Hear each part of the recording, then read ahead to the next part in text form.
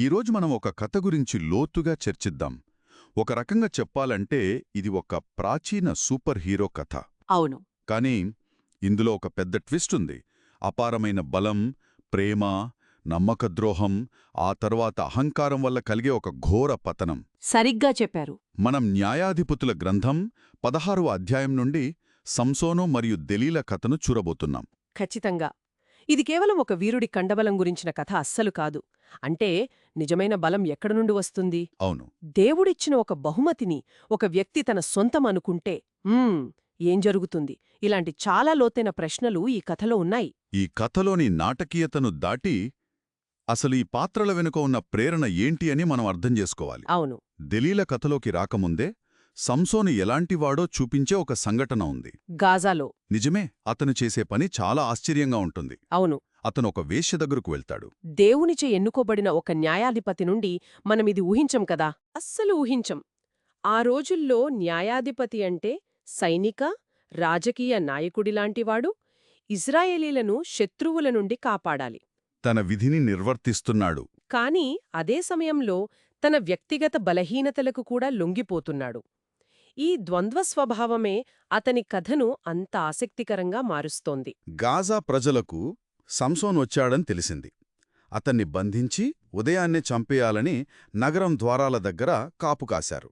ఒక రకంగా చెప్పాలంటే వాళ్లు పక్కా ప్లాన్తో ఉన్నారు. అవును, రాత్రంతా కాపుకాశారు. కాని సంసోన్ ఏం చేశాడంటే అతను మధ్యరాత్రి లేచాడు. ఆ నగరం తలుపులున్నాయి కదా, ఉన్నాయి. వాటిని, ఆ 2 ద్వారబంధాల్ని అడ్డకర్రతో సహా మొత్తం పెకిలించాడు. ఊహించుకోవడానికే కష్టంగా ఉంది. తన భుజాలపై పెట్టుకుని హెబ్రోనుకు ఎదురుగా ఉన్న కొండపైకి మోసుకెళ్లాడు. ఇది నమ్మశక్యంగా లేదు. ఇక్కడ గమనించాల్సిన విషయమేంటంటే ఇది కేవలం బలం ప్రదర్శన కాదు. ఇది అతనిలోని అహంకారానికి, ఆ నిర్లక్ష్యానికి పరాకాష్ఠ. అంటే శత్రువులను తేలికగా తీసుకున్నాడంటారా? ఇది అతని పతనానికి పునాది వేస్తున్న ఒక ప్రమాదకరమైన సంకేతం కూడా. ఒక నగరం తలుపులనే పెకిలించిన వ్యక్తిని ఇక ఆయుధాలతో ఆపలేమని వాళ్ళకర్థమైపోయింది. అవును. బహుశా ప్రేమతోనే సాధ్యం అనుకున్నారేమో. ఇక్కడే మన కథలోకి దెలీలా ప్రవేశిస్తుంది. ఆ సంఘటన తర్వాత సంసోను షోరేకు లోయలో దెలీలా అనే స్త్రీని ప్రేమిస్తాడు. ఇది ఫిలిస్తీయుల సర్దార్లకు ఒక సువర్ణావకాశంలా మారింది. అతని బలాన్ని నేరుగా ఎదుర్కోలేమని వారికి పూర్తిగా అర్థమైంది.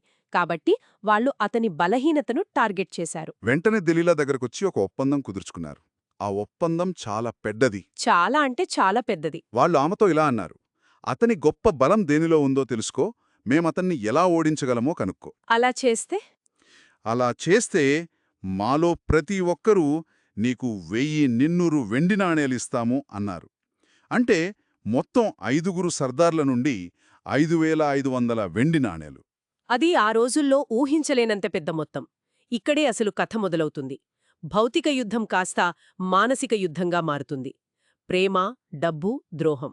దెలీలా ఏమాత్రం ఆలస్యం చేయకుండా, నీ మహాబలం దేన్లో ఉందో దయచేసి నాకు చెప్పు అని శాంసోన్ను అడగడం మొదలుపెడుతుంది. ఆ తర్వాత జరిగేది ఒక విచిత్రమైన, ప్రమాదకరమైన ఆట. అవును, ఆమె 3 సార్లు ప్రయత్నిస్తుంది. ప్రతిసారి శాంసోను ఆమెకొక అబద్ధం చెప్పి తప్పించుకుంటాడు. అతను ఈ వ్యవహారాన్ని ఒక ఆటలా చూస్తున్నాడు. అది చాలా మంచి పాయింట్. ఈ 3 అబద్ధాలలో ఒక ప్యాటర్న్ ఉంది. ప్రతి అబద్ధంతో అతను నిజానికి మరింత దగ్గరవుతున్నాడు. ఎలాగంటారు? చూడండి, మొదటిసారి ఎండిపోని పచ్చి నరాలతో బంధించమంటాడు. వాటిని సులభంగా తెంచేస్తాడు. రెండవసారి కొత్త తాళ్లతో కట్టమంటాడు. వాటిని తెంచేస్తాడు. మూడోసారి చెప్పిన అబద్ధం? మూడోసారి చెప్పిన అబద్ధం చాలా ప్రమాదకరమైనది. నా తలమీద ఉన్న 7 జడలను మగ్గంలో వేసి నేత నేస్తే అంటాడు. మొదటి 2 బయటి వస్తువులు. కాని మూడోసారి అతను ఏకంగా తన జుట్టు ప్రస్తావన తెచ్చాడు. అంటే అతను అగ్నితో చెలగాటమాడుతున్నాడు. ప్రతిసారి దెలీలా సంసోను, ఫిలిష్షీయులు నిమీద పడుచున్నారు అని అరుస్తుంది. అంటే దగ్గర్లోనే శత్రువులున్నారని అతనికి తెలుసు. అయినా ఈ ఆట ఆడుతూనే ఉన్నాడు. అతనిలోని అహంకారం నన్నెవ్వరూ ఏమీ చెయ్యలేరు అనే ధీమా కొట్టొచ్చినట్లు కనిపిస్తోంది. అతను తన బలం యొక్క మూలాన్ని గౌరవించడం లేదు, దానితో ఆడుకుంటున్నాడు. ఈమె నన్ను మోసం చేయడానికి ప్రయత్నిస్తోందని నాకు తెలుసు, కాని నేను అంతకంటే తెలివైనవాడిని అని అనుకుంటున్నాడు. సరిగ్గా ఆ గర్వమే అతని కళ్లను కప్పేసింది. 3 సార్లు మోసపోయిన దెలీలా ఇప్పుడు తన చివరి అత్యంత శక్తివంతమైన ఆయుధాన్ని వాడుతుంది. భావోద్వేగాలను. ఆమె నీకు నాపై ప్రేమ లేనప్పుడు నన్ను ప్రేమిస్తున్నావని ఎందుకు చెబుతున్నావు అని రోజూ అతనిని మాటలతో వేధించడం మొదలుపెడుతుంది. ఆ వేధింపులెంత తీవ్రంగా ఉందంటే అతనికి ప్రాణం మీద విరక్తి పుట్టింది. చివరికి ఇక భరించలేక తన మనసులోని రహస్యాన్ని మొత్తం ఆమెకు చెప్పేస్తాడు. అతను చెప్పిన రహస్యం అతని జీవితానికే ఆధారం. నేను నా తల్లి గర్భం నుండి దేవునికి నాజీరు చేయబడినవాడను అంటాడు. నాజీరు అంటే? నాజీరు అంటే సింపుల్గా చెప్పాలంటే దేవునికి ప్రత్యేకంగా అంకితమైన వ్యక్తి అనమాట. దీనికి కొన్ని కఠినమైన నియమాలుంటాయి. ద్రాక్షారసం తాగకూడదు, ముఖ్యంగా జీవితంలో ఎప్పుడూ జుట్టు కత్తిరించుకోకూడదు. అంటే అసలు విషయం జుట్టు కాదు, అతను దేవునికిచ్చిన మాట. జుట్టు కేవలం ఒక గుర్తు మాత్రమే. ఖచ్చితంగా అతని జుట్టు దేవునితో అతనికున్న నిబంధనకు నిరంతర జ్ఞాపిక, ఒక రిమైండర్ లాంటిది. సంసోను ఆ గుర్తును తేలికగా తీసుకున్నప్పుడే పతనమయ్యాడు. ఈసారి అతను నిజం చెప్పాడని దెలీలాకు అర్థమైపోయింది. వెంటనే ఫిలిస్తీయుల సర్దారులను పిలిపించింది. వాళ్ళు ఆ వెండి నాణేలతో సహా వస్తారు. ఆమె సంసోనును తన ఒడిలో నిద్రపుచ్చి ఒక వ్యక్తి చేత అతని 7 జడలను క్షౌరం చేయిస్తుంది. జుట్టు కత్తిరించడం మొదలవగానే అతని బలం అతని విడిచి వెళ్ళిపోతుంది. ఆ తర్వాత దెలీలా 4వసారి, చివరిసారి సంసోను, ఫిలిష్తీయులు నీమీద పడుచున్నారు అని అరుస్తుంది. నిద్రలేచిన సంసోను ఎప్పటిలాగే బయలుదేరి విదిలించుకుని వెళతాను అనుకుంటాడు. అతను ఇంకా భ్రమలోనే ఉన్నాడు. ఇక్కడే కథలోని అత్యంత విషాదకరమైన, గుండెను పిండేసే వాక్యం వస్తుంది. అవును, ఆ వాక్యం అయితే యెహోవా తనను ఎడబాసెనని అతనికి తెలియలేదు. ఇది చాలా భయంకరమైన విషయం కదా. చాలా భయంకరం. అతని బలం పోయింది, కాని ఆ విషయం అతనికి వెంటనే తెలియలేదు. దాన్ని అతను ఎంత తాకర్యంగా తీసుకున్నాడంటే అది పోయినప్పుడు కూడా గ్రహించలేకపోయాడు. అంటే అతని పతనం కేవలం జుట్టు కత్తిరించడం వల్ల జరగలేదంటారా? లేదు, అది ఎప్పుడో మొదలైంది. గాజాలో గర్వంగా ప్రవర్తించినప్పుడు, దెలీలాతో ప్రమాదకరమైన ఆటలు ఆడినప్పుడు. అప్పుడే దేవునితో అతని సంబంధం బలహీనపడింది. జుట్టు కత్తిరించడం అనేది ఆ పతనానికి చివరి, భౌతికమైన చర్య మాత్రమే. ఆ తర్వాత జరిగేది చాలా దారుణం. ఫిలిష్తీయులు అతన్ని సులభంగా పట్టుకొని అతని కళ్ళు పీకేశారు. ఇత్తడి సంకెళ్లతో బంధించి అతని గాజాకు తీసుకెళ్లి బందీగృహంలో తిరగలి విశ్రమని శిక్షించారు. ఎంతటి విషాదకరమైన పతనం! అతని పతనం సంపూర్ణమైంది. బలం, స్వాతంత్ర్యం, దృష్టి అన్నీ కోల్పోయాడు. ఒకప్పుడు అదే గాజా నగరం ద్వారాలనే పిగిలించినవాడు ఇప్పుడు అదే నగరంలో కళ్ళులేని బందీగా ఒక జంతువులా తిరగలి విసురుతున్నాడు. కళ్ళు పీకేయడమనేదే ఇక్కడొక ప్రతీకగా కూడా చూడవచ్చు. అతను తన బలం యొక్క నిజమైన మూలాన్ని చూడలేకపోయాడు, కాబట్టి ఇప్పుడు భౌతికంగా కూడా చూడలేకుండా పోయాడు. అయితే కథ ఇక్కడితో ముగియలేదు. ఆ చీకట్లో ఒక చిన్న ఆశాకిరణం కనిపిస్తుంది. అవును. అయితే అతడు క్షౌరము చేయబడిన తరువాత అతని తలవెండ్రుకలు తిరిగి ములిసిటకు మొదలుపెట్టెను. ఇది కేవలం జుట్టు పెరగడం కాదంటారా? కాదు, ఇది ఆశకు, బహుశా పశ్చాత్తాపానికి చిహ్నం. దేవుడు అతన్ని పూర్తిగా విడిచిపెట్టలేదనే సూచన కావచ్చు.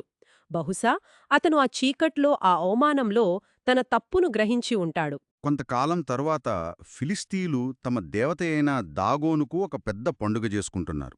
మన దేవుడు మన శత్రువైన సంసోనును మనకు అప్పగించాడు అని వేలాది మంది సంబరాలు చేసుకుంటున్నారు. వినోదం కోసం వాళ్ళు సంసోనును ఆ గుడికి పిలిపిస్తారు.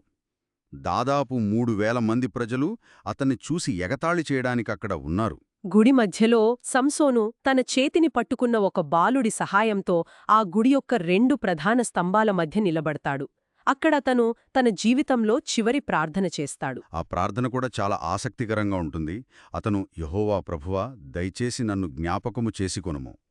ఈ ఒక్కసారి మాత్రమే నన్ను బలపరుచుము అంటాడు. ఎందుకంటే నా 2 కన్నుల నిమిత్తము ఫిలిస్తీయులపై ఒక్కమారే పగ తీర్చుకొననెము. ఇది పశ్చాత్తాపం కోసం చేసిన ప్రార్థనలా లేదు కదా? లేదు, ఇది పూర్తిగా ప్రతీకారం కోసం చేసిన ప్రార్థన. అతను నన్ను క్షమించు అని అడగలేదు. నా 2 కళ్లకు బదులుగా వీరిపై పగ తీర్చుకోవాలి అని అడిగాడు. ఇది సంసోను పాత్రలోని సంక్లిష్టతను చివరి వరకు చూపిస్తుంది. ఒక హీరోగా చనిపోట్లేదు, ఒక ప్రతీకార యోధుడుగా చనిపోతున్నాడు. సరిగ్గా. ఆ ప్రార్థన తరువాత అతను ఒక స్తంభాన్ని కుడిచేత, మరొకదాన్ని ఎడమచేత పట్టుకుని, నేనును ఫిలిస్తీయులును చనిపోదుముగాక అని చెప్పి ఆ స్తంభాలను వంచేస్తాడు. ఆ గుడి అక్కడున్న సర్దారులపై, ప్రజలందరిపై కూలిపోతుంది. ఈ కథలోని చివరి వాక్యం మొత్తం కథను సంగ్రహిస్తోంది. ఏంటది? మరణకాలమున అతడు చంపిన వారి లెక్క జీవితకాలమందు అతడు చంపిన వారి లెక్క కంటే ఎక్కువయ్యెను. చివరికి అతని మరణం అతని జీవితం కంటే విధ్వంసకరమైనదిగా మారింది. కాబట్టి ఈ కథను మనం పరిశీలించినప్పుడు అనేక ప్రశ్నలు తలెత్తుతాయి. సంసోను ఒక వీరుడా, లేక అహంకారం వల్ల పతనమైన ఒక విషాదనాయకుడా? మంచి ప్రశ్న. మరి దెలీలా సంగతేంటి? ఆమెను కేవలం ఒక దురాశపరురాలైన ద్రోహిగా చూడగలమా? 5500 వెండి నాణేలు! అది ఊహించలేని మొత్తం. మనం దెలీలాను ఫిలిస్టీయుల కోణం నుండి చూస్తే ఆమె ఒక హీరోయిన్. తమ ప్రజలను పీడిస్తున్న ఒక శత్రువును తెలివిగా ఓడించింది. నిజమే. ఆమె ఒక విలన్గా కనిపిస్తుంది. కాని ఈ కథలోని ముఖ్య సందేశమేమిటంటే, నిజమైన బలం శారీరక శక్తిలో లేదు, నమ్మకంలో, నిబంధనలను గౌరవించడంలో ఉంటుంది. సంసోను దేవుడిచ్చిన బలాన్ని తన సొంతమనుకున్నప్పుడు దాన్ని కోల్పోయాడు. అతని పతనం కేవలం దెలీలా ద్రోహం వల్లనే కాదు, అతని సంత గర్వం, నిర్లక్ష్యం, అవిధేయత వల్ల జరిగింది. దెలీలా కేవలం ఒక నిమిత్త మాత్రురాలు. అసలు సమస్య సంసోనులోనే ఉంది. నిజమే. చివరికి ఈ కథ మనకు ఒక బలమైన ఆలోచన మిగిల్చి వెళ్తుంది. మనలో ప్రతి ఒక్కరికీ ఏదో ఒక బహుమతి లేదా సామర్థ్యం ఉంటుంది. అది తెలివితేటలు కావచ్చు, లేదా మరేదైనా కావచ్చు. అవును. ఆ బహుమతితో పాటు వచ్చే బాధ్యతలను, అహంకారాన్ని మనమెలా నిర్వహిస్తాం? ఆ బలం మనల్ని అదుపులోకి తీసుకుని గర్వంగా మారినప్పుడు దాని పర్యావసనాలు ఎంత వినాశనకరంగా ఉంటాయి? ఈ విషయం గురించి శ్రోతలు ఆలోచించాలని కోరుకుంటున్నాము.